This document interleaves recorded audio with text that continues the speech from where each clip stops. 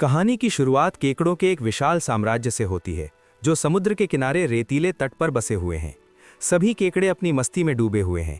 इन्हीं के बीच अर्निम नाम का एक केकड़ा रहता है जिसके कवच यानी कि खोखले के अंदर एनामैनी नाम का एक छोटा कीड़ा भी रहता है। ये दोनों पक्के पार्टनर हैं।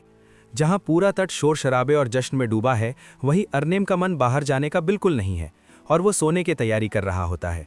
तभी उसके दोस्त जिम्मी, बॉबी और ब्रूनो वहां आ धमकते हैं और अर्निम को जबरदस्ती अपने साथ बाहर ले जाते हैं। रास्ते में जिम्मी कुछ मादा केकड़ों को अपने 6 पैक एब्स दिखाकर इंप्रेस करने की कोशिश करता है, लेकिन उसे कोई भाव नहीं मिलता। जब वे सभी गर्मी यानी समर की शुरुआत का आनंद लेने किनारे पर पहुंचते हैं तो उनका सामना एक चौंकाने वाले मंजर से होता है। पूरा इलाका समुद्री केकड़ों से भरा पड़ा था। बॉबी हैरानी से कहता है, इनकी तादाद तो सिर्फ 1 साल में दोगुनी हो गई है। ये देख एनामैनी बीच बचाव करते हुए कहता है, आखिर वो भी तो केकड़े ही हैं और तुम भी, तो एक तरह से तुम सब भाई हुए। वे गुस्से में कहते हैं, हमारे बीच कुछ भी एक जैसा नहीं है।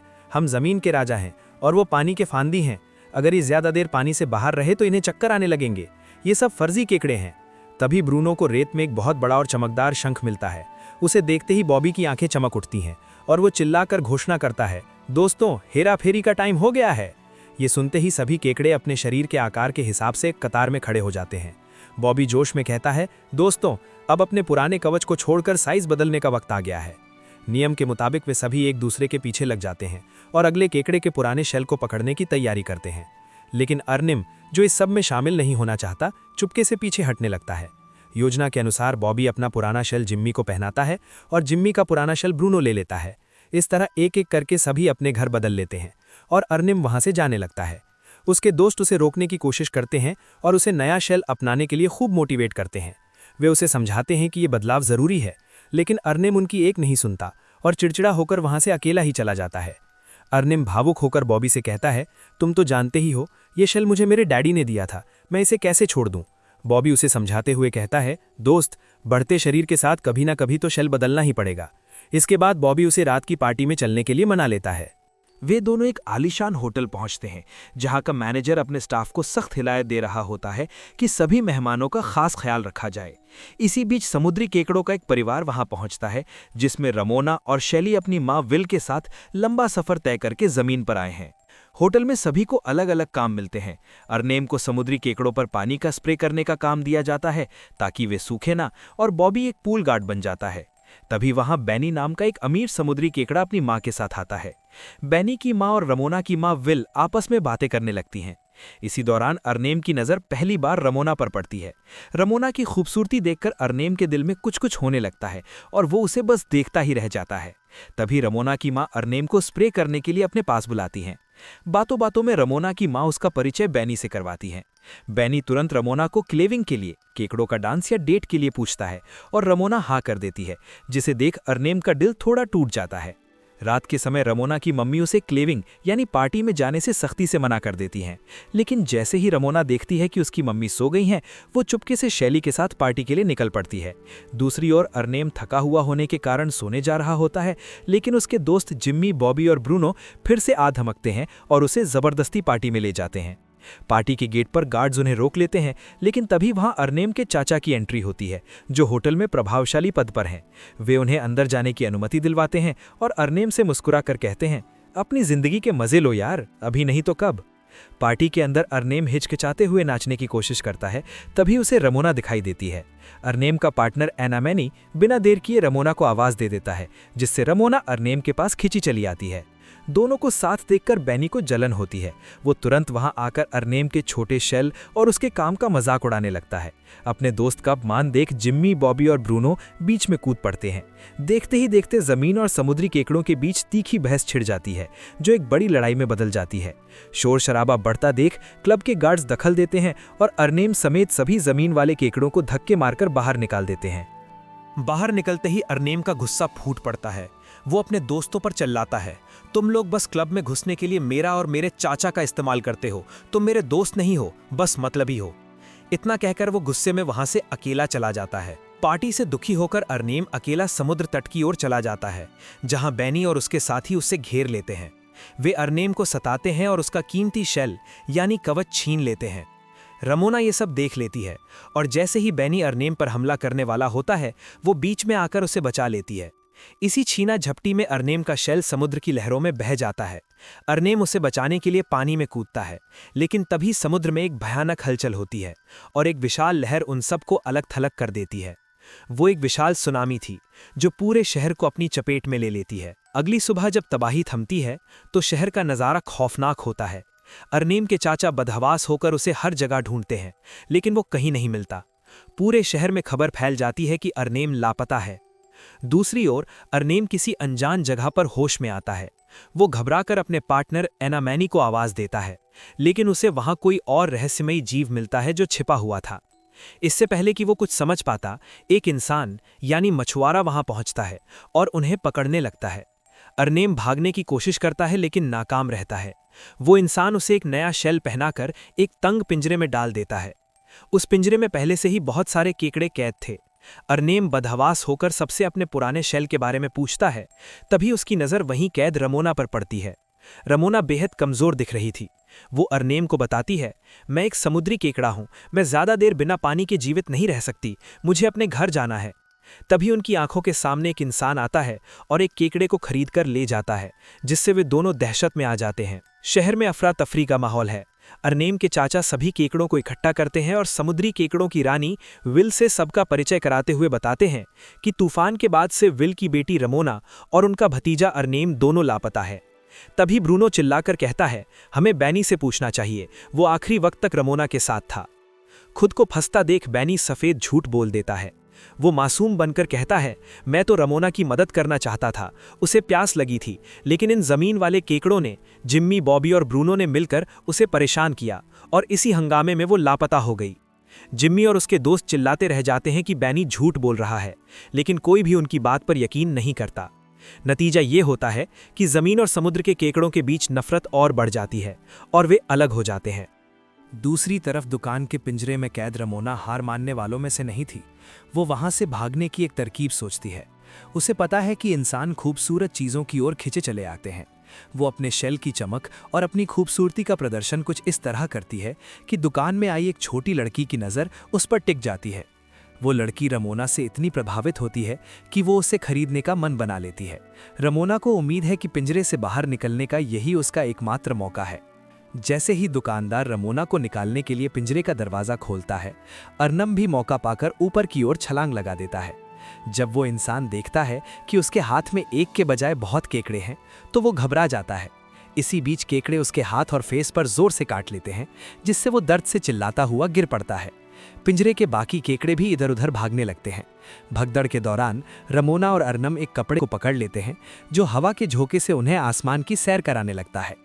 आसमान से रमोना को नीचे पानी दिखाई देता है और वो बिना सोचे उसमें कूद जाती है। अरनम भी डरते डरते उसके पीछे छलांग लगा देता है। रमोना इस बात से रोमांचित है कि वो पहली बार अपनी माँ से इतनी दूर और आज़ाद है। हालांकि उनकी ये खुशी तब कम हो जाती है जब वे एक इंसान के पैरों के नीचे कुचले जाने से बाल बाल बचते हैं। वे समुद्र की तलाश करते हैं, लेकिन उन्हें चारों तरफ सिर्फ इमारतें और लोग ही नजर आते हैं। रास्ता ढूंढने के लिए वो एक झूले पर चढ़ जाते हैं। ऊंचाई पर पहुंचकर दोनों के बीच बहस शुरू हो जाती है और वे एक दूसरे की प्रजातियों की बुराइयां करने लगते हैं। तभी झूला चलने लगता है और वे सबसे ऊपर पहुंच जाते हैं, जहां से उन्हें दूर समुद्र दिखाई देता है। अरनम डर के मारे कांप रहा होता है, जबकि रमोना इस ऊंचाई का आनंद लेती है। जब वे झूले से नीचे उतरते हैं तो अरनम को चक्कर आने लगते हैं और उसे उल्टी हो जाती है। वहीं रमोना को पानी की कमी महसूस होने लगती है और उसकी तबीयत बिगड़ने लगती है। अरनम तुरंत अपनी फुर्ती दिखाता है और एक इंसान की पानी की बोतल से पानी चुराकर रमोना पर स्प्रे करता है ताकि उसकी जान बचा सके। रमोना जब शहर की जगमगाहट देखती है तो वो दंग रह जाती है। वो अरनम को शहर घूमने के लिए मजबूर करती है और अरनम, जो पहले डरा हुआ था, आखिरकार मान जाता है। दोनों साथ मिलकर खूब मस्ती करते हैं। अरनम को धीरे धीरे एहसास होता है कि शहर उतना बुरा भी नहीं है और वो अपनी जिंदगी में पहली बार इतना खुश महसूस करता है। दूसरी तरफ अरनम के दोस्त उसे पागलों की तरह ढूंढ रहे होते हैं। अरनम के चाचा उन्हें समझाते हुए कहते हैं, हिंसा से कभी किसी का भला नहीं होता। पहले मैं भी तुम्हारी तरह दूसरों से लड़ा करता था और देखो, उसी लड़ाई में मैंने अपना दाया पंजा खो दिया, जो फिर कभी वापस नहीं आया। तभी उनकी नज़र समुद्री केकड़ों पर पड़ती है, जो अब भी क्लब में जश्न मना रहे हैं। ये देख जिम्मी और ब्रूनो गुस्से से भर जाते हैं, लेकिन बॉबी का ध्यान सिर्फ अरनम को ढूंढने पर है और वो वहां से निकल पड़ता है। तलाश के दौरान बॉबी को शैली यानी रमोना की बहन मिलती है, जो खुद अपनी बहन के लिए परेशान थी। बॉबी उसे रोकने की कोशिश करता है और सफाई देते हुए कहता है, देखो, हमने वैसा कुछ भी नहीं किया जैसा बैनी ने सबको बताया है, वो झूठ बोल रहा है। शुरुआत में शैली को उसकी बात पर यकीन नहीं होता और वो आगे बढ़ने लगती है, लेकिन बॉबी उसका पीछा करता है और कहता है, हमें साथ मिलकर उन्हें ढूंढना चाहिए, अकेले हम कुछ नहीं कर पाएंगे। बॉबी की ईमानदारी देख शैली को उस पर भरोसा हो जाता है और वे दोनों मिलकर अर्नेम और रमूना की तलाश शुरू कर देते हैं। बातों बातों में अर्नेम अपना दिल खोलकर रमूना को बताता है कि बचपन में आए एक भीषण तूफान में उसके पूरे परिवार को उससे छीन लिया था। उस हादसे के डर ने उसे पानी से दूर कर दिया और वो अपनी पूरी जिंदगी उस पुराने शेल यानी कवच के पीछे छिपकर बिताने लगा। रमूना उसकी व्यथा समझती है और सहानुभूति से कहती है, अर्नेम, तुम बहुत खास हो और तुम्हारे जैसा कोई दूसरा नहीं है। दूसरी तरफ बॉबी शैली को उसके घर तक सुरक्षित छोड़ता है और वादा करता है कि वे अर्नेम और रमूना को ढूंढ निकालेंगे। लेकिन तभी शैली की मम्मी उन्हें देख लेती हैं और बॉबी को अपनी बेटी से दूर रहने की सख्त हिदायत देती हैं। वे बॉबी को बहुत भला बुरा कहती हैं, जिससे उसका दिल टूट जाता है। बॉबी को दुख होता है कि कोई भी उसकी नेक नियति को नहीं समझ पा रहा। इधर जिमी और ब्रूनो का गुस्सा सातवें आसमान पर है। वे समुद्री केकड़ों की पार्टी पर धावा बोल देते हैं और वहां भारी तबाही मचाते हैं।